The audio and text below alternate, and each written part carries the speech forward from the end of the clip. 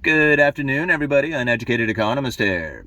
So, getting ready to go to Miami tomorrow, going to the Rebel Capitalist Live event, and I am so looking forward to this. George actually sent me an email asking me if I could sit in on one of the discussion panels. And I'm like, yeah, man, I would love to go up and have a conversation with you guys up on stage.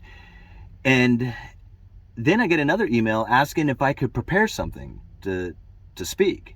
And I'm like, whoa, like get up on stage and do like an hour-long speaking, I don't have anything prepared, but I'll go down and wing it, and they're like, well, you'll do fine. So anyway, I may end up on stage speaking at the Rebel Capitalist Live event this weekend. I don't know. I'll find out more once I get there, but even if I don't, I am so looking forward to going down and hanging out with George and Peter Schiff and Jeff Snyder and Brent Johnson and Doug Casey and Lynette Zhang and all the other awesome speakers who are going to be there.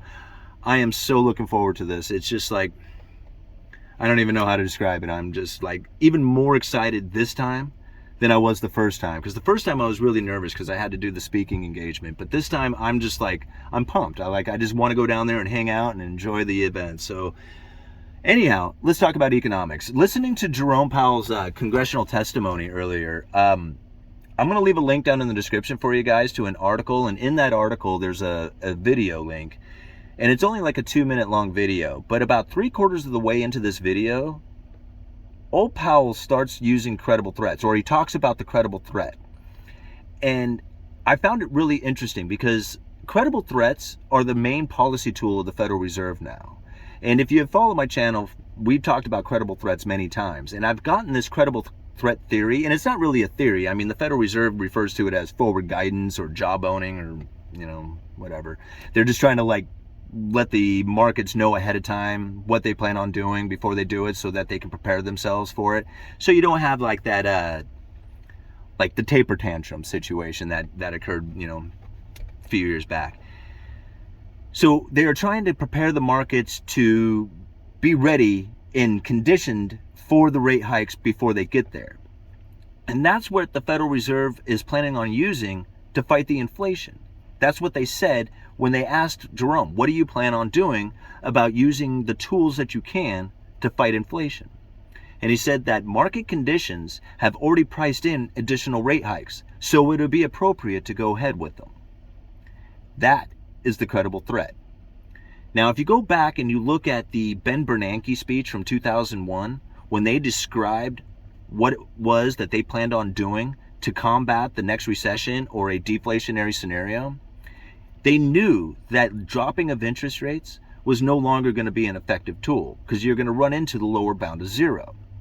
So what the Federal Reserve, or what Ben Bernanke said that they could do, is use forward guidance, or what I like to say, credible threats. And the way he described it is with a story of a guy who invents a gold machine.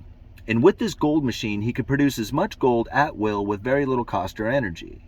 Before the guy even produces a single ounce of gold, if the information was to get out and was credible, it would drop the price of gold on the market almost immediately, even before he produces the machine. There is just the credible threat alone would be enough to move the markets. Now that is what the Federal Reserve uses on a regular basis. When it came to bailing out the corporations during the pandemic, because we went into the deepest, severest, or deep whatever recession, shortest recession in history, or whatever they wanted to call it. But there was a recession and corporations were in need of bailing out. But you can't just bail out these corporations because it's so frowned upon, right? Well, during the pandemic, they had an unusual and exigent circumstance. The special purpose vehicles could only be established with that unusual and exigent circumstance of the pandemic. The special purpose vehicle is an entity separated from the Federal Reserve. They had 12 lending facilities lined up to backstop every corner of the financial market. And one of these lending facilities was the corporate debt lending facility. Now, when that thing was established and funded with hundreds of billions of dollars, the Fed bought a little bit, right? That special purpose vehicle bought a little bit of corporate debt. But the news media just blew up that the Federal Reserve was going to be loading up on this corporate debt, and the people freaked out and started front-running the Federal Reserve.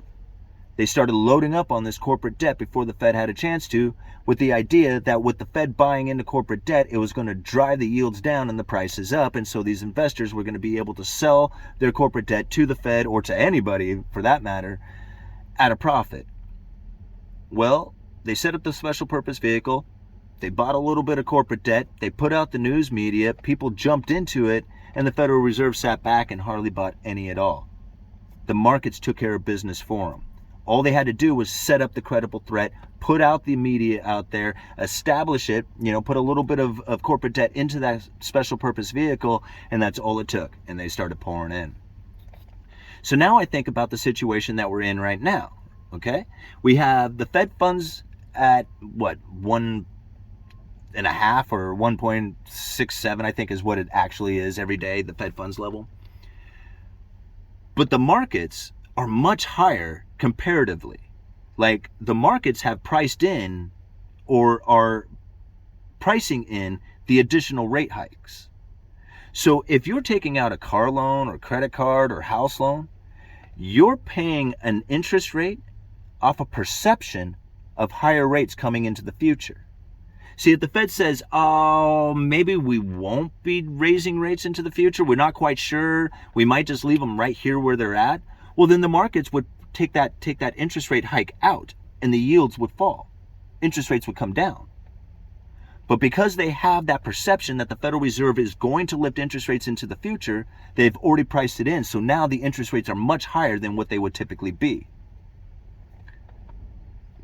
See what's happened here? The credible threat alone is now pushing interest rates higher, which is going to slow the economy down. They don't actually have to lift the interest rates. They just have to put out enough credible threat to make it happen. Now, they do have to go through with the additional rate hikes, or else they'll lose their credibility.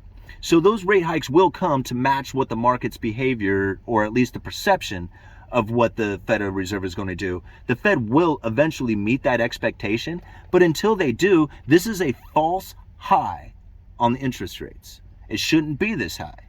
Not until the Federal Reserve lifts the interest rates to there.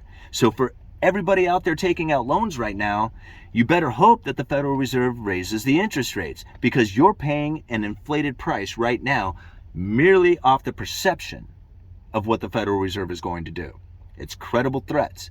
Be very careful out there. And that goes for anybody who is using an interest rate for either borrowing money or investing or doing whatever.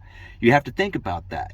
The Federal Reserve is using that forward guidance, that jawboning, that credible threat to lift the interest rates. It's not reality, it's perception.